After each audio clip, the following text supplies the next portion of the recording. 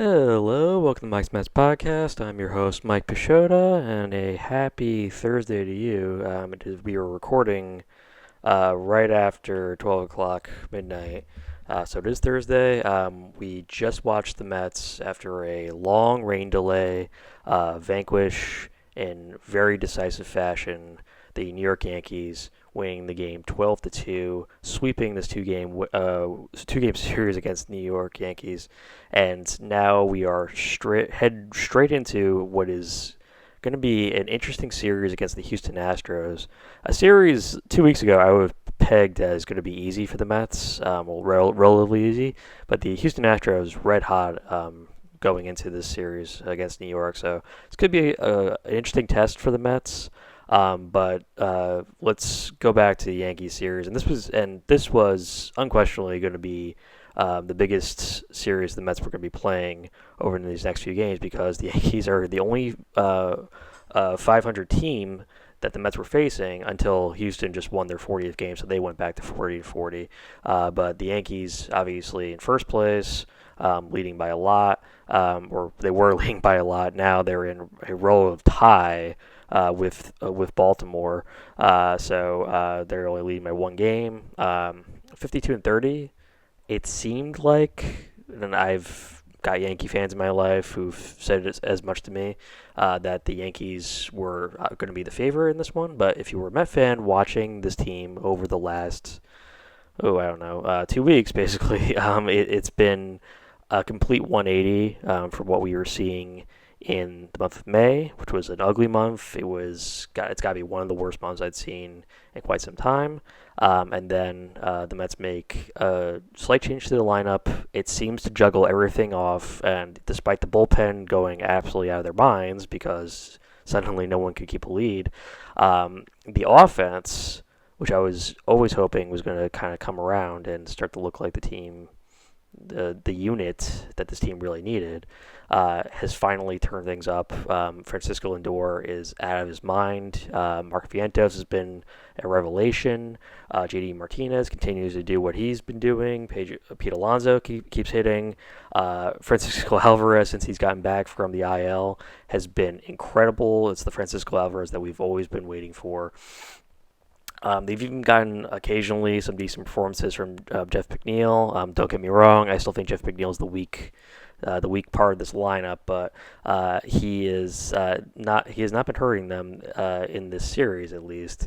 And I got to shout out my guy Harrison Bader. What a great series he had. We saw him looking pretty slick with the glove, and then homers twice in this series. I thought it was just a great show of revenge for Bader, who was not picked up by the Yankees and went to free agency, got scooped up by the Mets, and I'm all for, if it's an option, keeping Harrison Bader around for the foreseeable future. If they can get an extension working with Bader, do it. I think he's been excellent for this team. Even his offense, which is not always amazing, he just comes through. He comes through with big hits. I really enjoy watching him, and he's been really fun to watch. Let's talk about Sean Manaea, though. Sean Manaea, or Manaea, it depends how you want to pronounce it.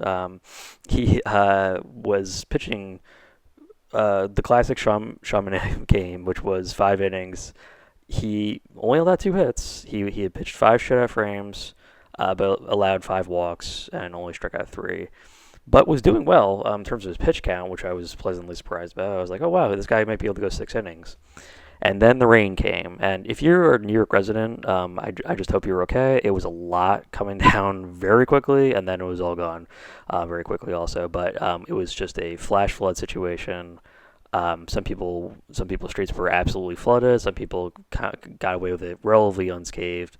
My neighborhood was okay in Queens, but this was quite the storm. And as soon as you saw the grounds crew getting ready, it was going to happen, and then it just unloaded all over Citi Field. The rain everywhere, and it was when that happens, you're like, oh no, cause we knew it was just gonna be like a flash, like it was a flash storm.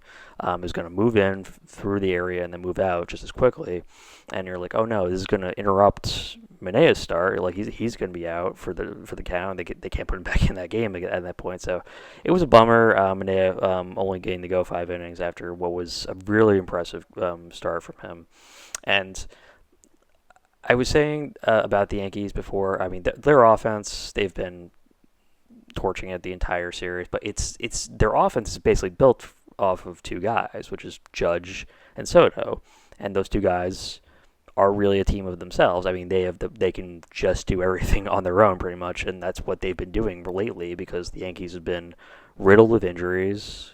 Some would say a very Met-like situation with the amount of injuries that have been happening to them, but they are getting picked apart with injuries.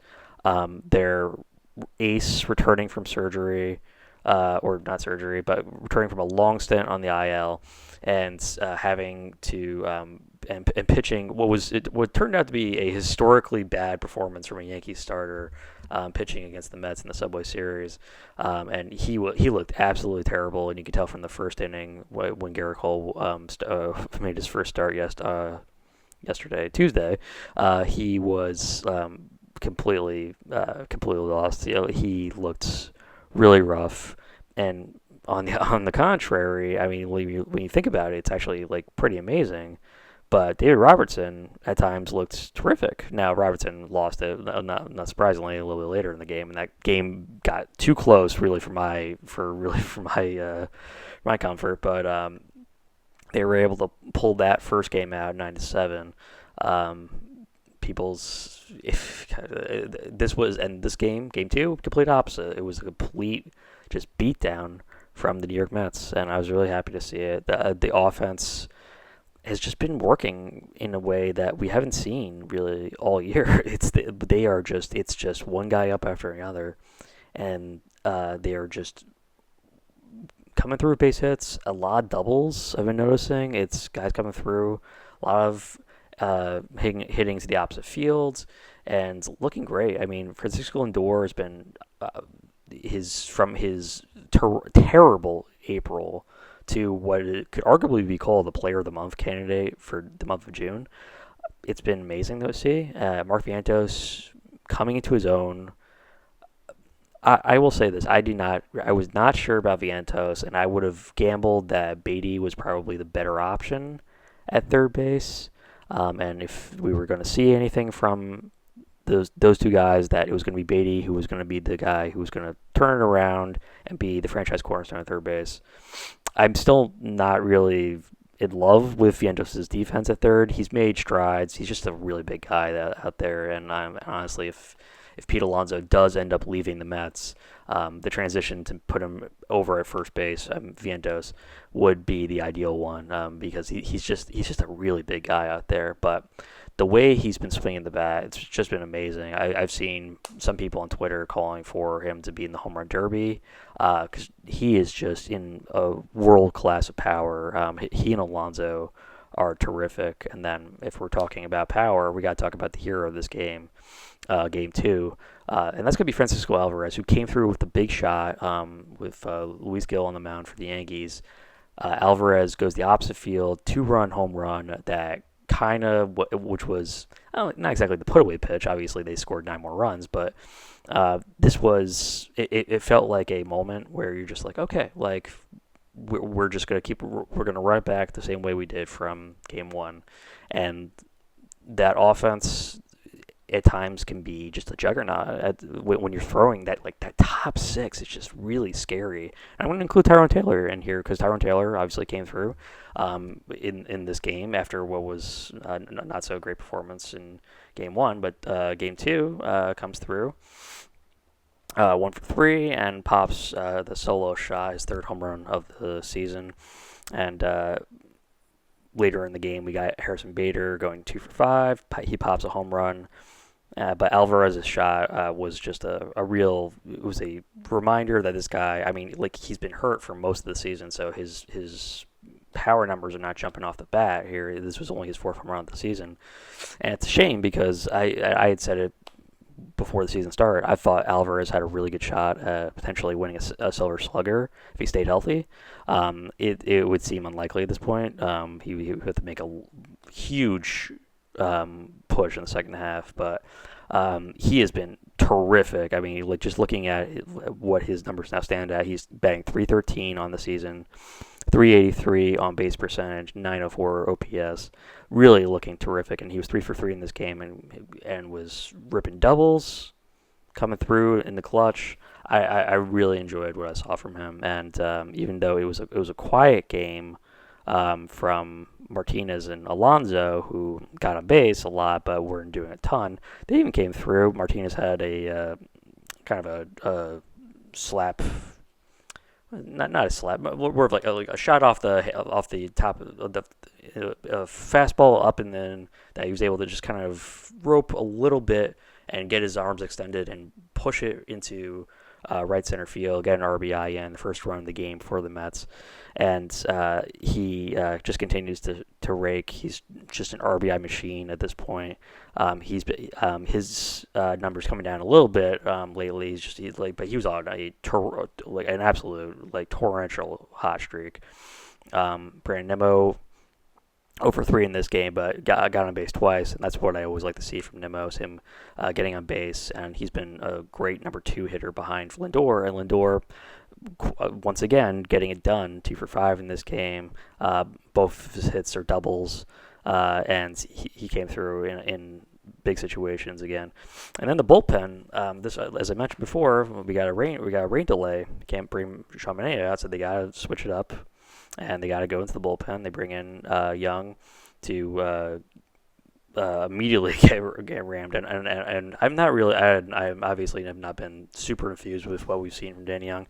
And Mavino, sort of the same of what we've been getting for the last few weeks with Ottavino, which is just some good, some bad. But guy shout out Adrian Hauser, who pitched 3 innings of relief, ended up getting the save because he got the 3 innings. 3 shutout innings, only allowed 2 base hits, and struck out 3 against 1 walk. And even though he was it was a little dicey in the 9th inning, where he was giving up a lot of strong line drives to the outfield, he got things done for them. So he's been really good at that bullpen for this Mets team. I've loved to see what he's been doing, just giving them a long relief option that's been pivotal in these situations where the Mets starters are not going deep in the game, but he's come through. So what do we say about this Mets team? Well, it's been a complete, as I said, 180. We have now reached 500. It was a mark that certainly earlier in the year I wasn't quite sure about. Obviously, my last podcast, I had kind of put out exactly what I thought was the Mets' target, which was I felt that they could get to above 500, or at least 500 itself. I did not think it was going to happen this early, because I thought the road trip that they were about to go on, which was they were going to play 6 games against the Rangers and Cubs, both teams that were playing well at the time. I thought they could kind of kill the momentum for the Mets, but as it turned out, the Mets took 4 out of 6 from them, and then come home and sweep the 2-game series against the Yankees, and now they got the Houston Astros, and then have a long road trip again, but they're going to be playing the Pirates and the Washington Nationals before coming home again, play the Nationals one more time, and then the Rockies. It's, again, a very favorable schedule for the Mets, where they can kind of start to put some distance between them and the other wildcard teams. It's completely thrown off what I think was the team's timeline, which was we're going to bring in a lot of veterans on like 1-year deals, and around the All-Star break, if we're under 500, we're at contention, start trading these guys off, get some assets in there, whatever you want to do. But this team is so electric at the moment that I think anything other than buying at the trade deadline would be looked at as a huge betrayal from the Met fan base towards the Met front office. And David Stearns, he and Steve Cohen are going to be in a lot of major discussions about what do we do with these guys. Obviously Pete Alonso is going to be the main retention target, but we've also gotten a great half of the season from Luis Severino. I mean, he's been far better than I could have expected early on, including that game against the Cubs, which was terrific. I mean, he looked absolutely electric on the mound. But then they've gotten solid performances from Sean Manaea. Jose Quintana has been solid, if not good, for this team. And Tyler McGill, well, up and down as is Tyler McGill as always. But we are getting some quality starts from these guys, and you'll get a good performance from Peterson every once in a while. You get a good performance from Sean Manaea every once in a while. And the important thing is that because the starting pitching has been so weak, the offense has had to pick them up a lot. And this offense is in such a high gear. I mean, when you just talk it out loud, this top six of the lineup, where you have Lindor, Nimmo, Martinez, Alonso, Alvarez, and then some combination of Tyrone Taylor and Mark Vientos. I mean, it's scary. I mean, that's 7 guys I just mentioned, but it's Mark Vientos coming in right after Alvarez and Alonso and Martinez. That's a lot of power. The Mets are flexing a lot of muscle lately, and we just saw it in this series. The Mets were just teeing off on the Yankees pitchers over and over again. It was 3 home runs this game, and then in the Game 1 performance, Mets coming through with another 4 home runs, 2 from Vientos last game. They are throwing a lot of muscle around, and the guys that you would wanted to be doing it, which are Martinez, Alvarez, Vientos, Alonso, them doing it all with Lindor coming up with a lot of extra base hits out of the leadoff hole. He's been looking really good out of that leadoff hole. It's been a really impressive thing to watch. I can't say enough. I'm a little at a loss of words at just how quickly this team has turned it around, and now all of a sudden looks like a major contender. But we have to continue to see what this team is going to be doing. But a brilliant series win. Shout out to Francisco Alvarez and shout out to Sean Manaea for a great start, and for this New York Mets team that's making everybody feel much better about how well they've been playing. I'm so excited to see how they continue to keep this momentum going, and if they can continue their winning ways through the rest of this month and into July, into the All-Star break, into the trade deadline. See what else we can do for this team. Let's go Mets. Thank you for listening to Mike's Mets Podcast. Please be sure to follow us on Spotify and subscribe to our YouTube channel as well. Finally, please also follow the podcast Twitter, which is Mike's Mets Pod, all one word. Appreciate your time and have a wonderful rest of your day or evening. Let's go Mets.